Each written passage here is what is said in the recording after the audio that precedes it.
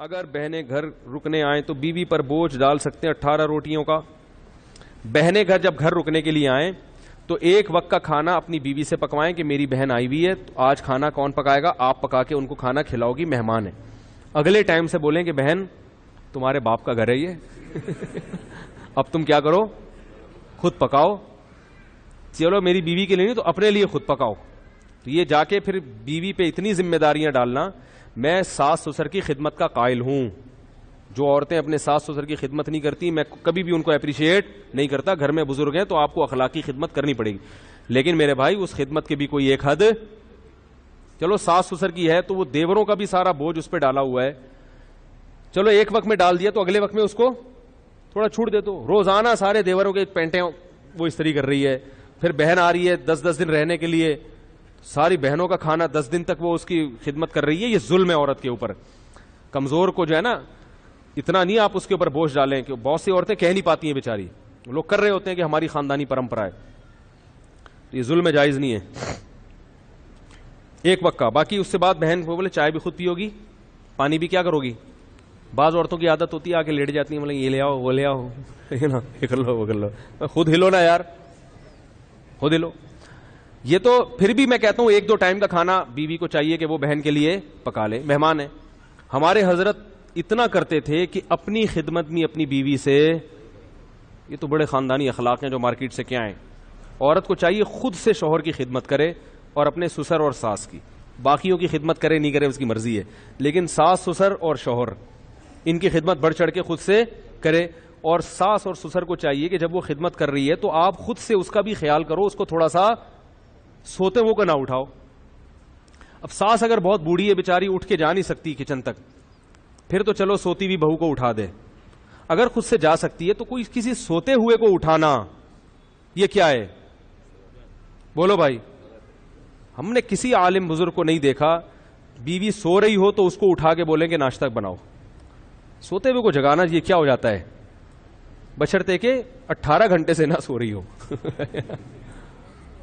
آواز تو صحیح آ ہی نہیں رہی ہے, کیا کریں یار, تصویر پہ گزارا کریں آپ لوگ. تو یہ کچھ اخلاق ہوتے ہیں میرے بھائی. خام خامے چائے بنا لو یار. میں الحمدللہ گھر والے اگر سو رہے ہوں تو خود ہی چائے تو میں پیتا نہیں ہوں, لیکن اگر بھی بنانی ہو تو کیا کرتا ہوں. ایک دفعہ پکڑا گیا تھا, کوئی ملنے کے لیے آیا, میں چائے بنا رہا تھا اور وہ رشتے والے آئے تھے, تو انہوں نے کہا ان کا تو گھر میں رو بھی نہیں ہے. تو میں نے کہا آپ نے چائے بنا پکڑا ہے. ایک دفعہ ایک خاتون آئی تھی, جھاڑو لگاتے ہوئے پکڑ لیا تھا انہوں نے مجھے. واقعتاً میں جھاڑو لگا رہا تھا, آپ حیران ہوں گے. تو لگاتا نہیں ہوں الحمدللہ. ایک دن کیا ہوا کہ میں لگا رہا تھا, اب وہ پتہ نہیں مجھے واقعہ یاد نہیں کیوں لگا رہا تھا, کیا ہوا تھا, کوئی مجبور ہو گیا تھا یا کیا تھا مسئلہ تھا. اب یہ تو راز کی باتیں اللہ ہی جانتا ہے. تو یہ تو جب نبی صلی اللہ علیہ وسلم گھر میں آتے تھے تو گھر میں گھر والوں کے ساتھ ہاتھ اتنے نیک ہم نہیں ہیں کہ آپ سمجھیں کہ اتنے جا کے ہاتھ بٹاتے ہیں, اتنے نیک ہم بھی نہیں ہیں. لیکن بہرحال نبی کے اخلاق ہم آپ کو بتا رہے ہیں. میں اس لیے کہ گھر والے بھی بیان سنتے ہیں نا, وہ بولیں گے یار آج تو بڑی بڑی چھوڑ رہا ہے بیٹھ کے, میں یہ بھی کرتا ہوں میں یہ بھی کرتا ہوں. تو جو ہے کیا نام ہے, یوٹیوب پہ ہر کچھ آ جاتا ہے, سب پکڑا جاتا ہے آدمی. بہت مشکل ہے جھوٹ بولنا آج کل. تو لیکن جو رسول اللہ صلی اللہ علیہ وسلم کے اخلاق تھے, تو میں یہ عرض کر رہا تھا کہ اگر وہ بوڑھے ہیں تو پھر تو ٹھیک ہے, وہ اٹھا دیں سوتی. لیکن اگر جوان ہیں تو بہو جاگ رہی ہے تو بولیں, سو گئی ہے سونے دیں بھائی, آپ خود جا کے پانی پی لیں, خود چائے بنا لیں, چھوٹے موٹے کام کیا کر لیں خود ہی کر لیں. سوتے ہوئے کو نہ اٹھاؤ, یہ بڑا برا ہوتا ہے جب آدمی خود سو رہا ہو, کوئی آپ کو آ کے اٹھا دے اور بولے یہ کرو, اور کوئی کام بھی اتنا امپورٹنٹ نہ ہو. یہ تو کوئی کسی کو ہاسپٹل لے کے جانا ہے, کوئی ایسا بڑا مسئلہ ہے تو ٹھیک ہے. تو شوہر کو بھی چاہیے کہ سوتی ہوئی بیوی کو نہ اٹھائے. جب شوہر کو جو جس کا حق بہت زیادہ ہے.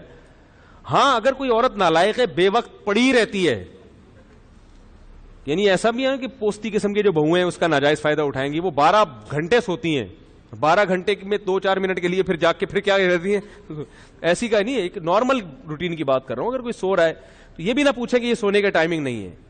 بھائی یہ نیند, خوراک, پیاس ایسی چیز ہے جس کے بعض دفعہ اصولی طور پر تو ٹائمنگ ہونا چاہیے, لیکن انسان بعض دفعہ ڈپریشن میں ہوتا ہے, بعض دفعہ رات کو نیند نہیں آئی وہ پھر سوتا ہے.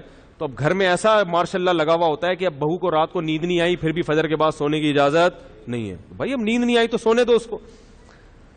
تو اس لیے یہ چند چیزیں ایسی ہوتی ہیں جو کسی پہ بھی ظلم ہو جاتا ہے, یہ پھر کیا ہو جاتا ہے شریعت کے لحاظ سے ناجائز. ہمارے حضرت کیا کرتے تھے, تو وہ اپنی گھر والی کو کبھی اپنی اہلیہ کو یہ نہیں کہتے تھے یہ لے آؤ وہ لے آؤ، یہ فرماتے تھے مجھے ایسا لگتا ہے یہ تحکمانہ، جیسے کوئی باندھی رکھی ہوئی ہے گھر میں.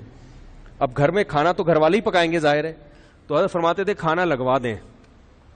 حالانکہ لگانا حضرت کی اہلیہ نہیں ہے، مگر حضرت یہ نہیں کہتے تھے کھانا لگا دیں. حضرت فرماتے تھے اس میں مجھے ایسا لگتا ہے جیسے میں کیا کر رہا ہوں، کسی کو نوکر رکھا ہوا ہے اور ماسی کو آرڈر دے رہا ہوں، تو کھانا لگوا دیں. حالانکہ لگانا کس نے ہے؟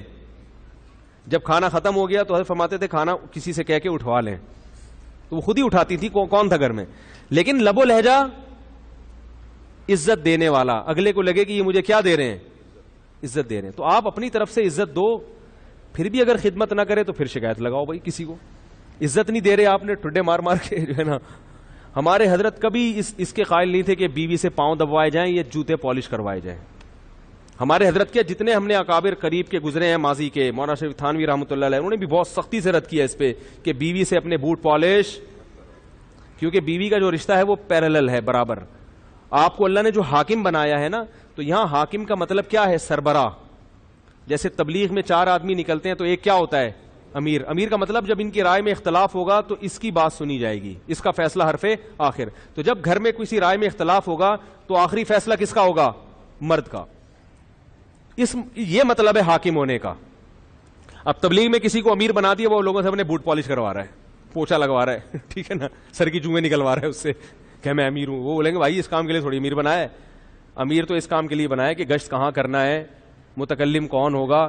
تو اس میں سب کو اگر ہم رائے لیں تو پھر تو اختلاف ہوگا، کوئی فیصلے پر آئیں گے نہیں.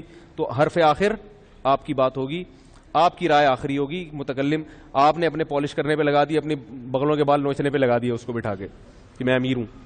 تو اسی طرح بیوی کو ماتحت بنایا ہے اللہ نے شوہر کے. کیا مطلب؟ تم اطاعت کرو گی شوہر کی. تو اطاعت کا مطلب یہ نہیں کہ وہ آپ کی کیا بن گئی، نوکر بن گئی یا غلام بن گئی. تو لہذا بات کرنے کا اسٹائل ایسا نہیں ہو جیسے نوکروں سے بات کی جاتی ہے. نہیں آ رہی میرا خیال ہے بات. اسٹائل کیسا ہونا چاہیے؟ عزت والا، احترام والا. یہ لے آؤ وہ لے آؤ، یہ نہیں بھائی بیگم ذرا تھوڑی سی چائے ہو جائے گی، ایسے بیگم تھوڑی سی کیا ہو جائے گی، چائے ہو جائے گی. کہہ رہی نہیں بنا رہی، چلو میں بنا لیتا ہوں. بیگم تھوڑا سا ٹھنڈا پانی ہو جائے گا، ہے بھائی. اسٹائل کیسا ہونا چاہیے؟ بیگم تھوڑا سا کیا ہو جائے، تھوڑا سا ٹھنڈا پانی ہو جائے. بیگم تھوڑا سا کوئی اچھی چیز بنا لو. بیگم آج ٹائم پہ کھلا دو یار، بہت دن ہو گئے ٹائم پہ کھایا نہیں ہے، ٹھیک ہے. بہت دن ہو گئے بیگم، تمیز سے عزت کے ساتھ کھانا ہوٹلوں میں ہی کھا رہے ہیں، تمیز سے کھلا دو. تو اس طرح اسٹائل تھوڑا سا یہ ہونا چاہیے. اگر شریف خاندان کی ہوگی تو سمجھ میں آ جائے گا اس کے، اگر اچھے خاندان کی ہوگی تو انشاءاللہ سمجھ میں آ جائے گا. اگر اچھا خاندان ہی نہیں ہے تو پھر اس کا کوئی علاج، پھر اس کو پولیس بھی سیدھا، کیونکہ پولیس والوں کی بیویاں، پولیس والوں کے بھی فون آتے ہیں میرے پاس بیوی سیٹنگ پہ نہیں آ رہی. کہتے ہیں یار تم نے بڑے بڑے گنڈوں کو سیٹ کر لیا ہے.